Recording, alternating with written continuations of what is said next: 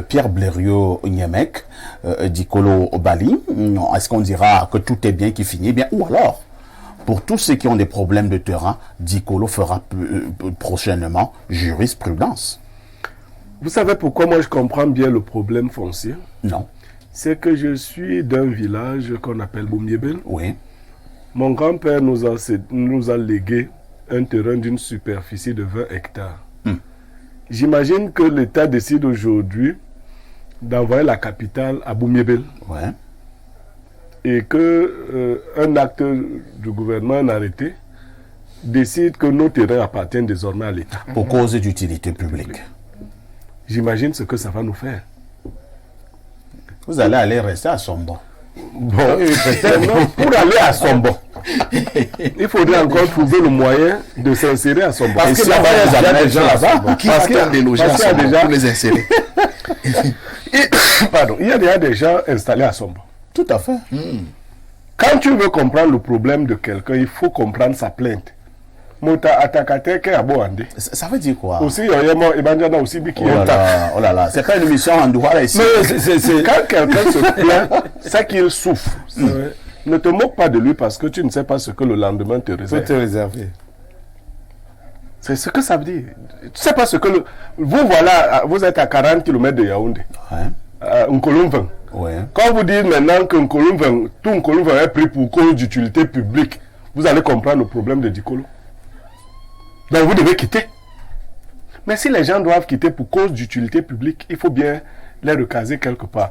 Sauf que dans le cas de Dikolo, il faut le rappeler, c'est un particulier qui voulait faire ses affaires particulières et gagner son argent. Accompagné par des individus qui veulent incarner l'État. Et il s'est entouré d'une ceinture de l'État. Ah non, le terme consacré utilité publique est bien défini. Tout à fait. Il est bien défini. Si c'est pour les intérêts d'Aïssi qui veut construire son hôtel, qui va appeler Aïssi Palace Hotel. Non. Ça, c'est pour cause d'utilité publique. C'est pas pour cause d'utilité publique. On peut construire un hôpital, on peut construire une école, un stade, et ainsi de suite. Alors, comme il a dit, à Dikolo, vous avez des ancêtres enterrés. Vous savez que même pour exhumer, il y a des rituels. L'âme de ces gens vit là-bas.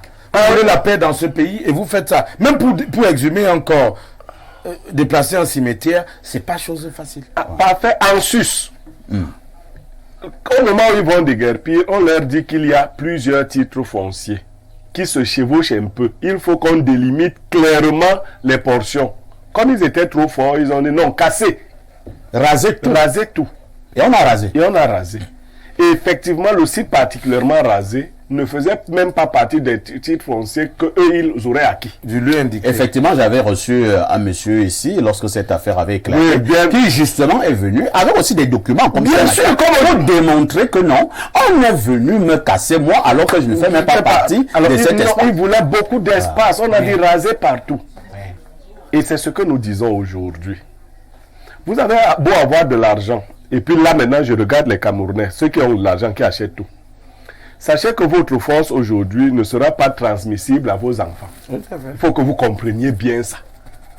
Vous pouvez être délégué général de ceci aujourd'hui. Vous êtes ministre de cela aujourd'hui. Sous-préfet de ceci. Sous-préfet de ceci. Vous acquérez des terrains, des terres partout. Vous arrachez.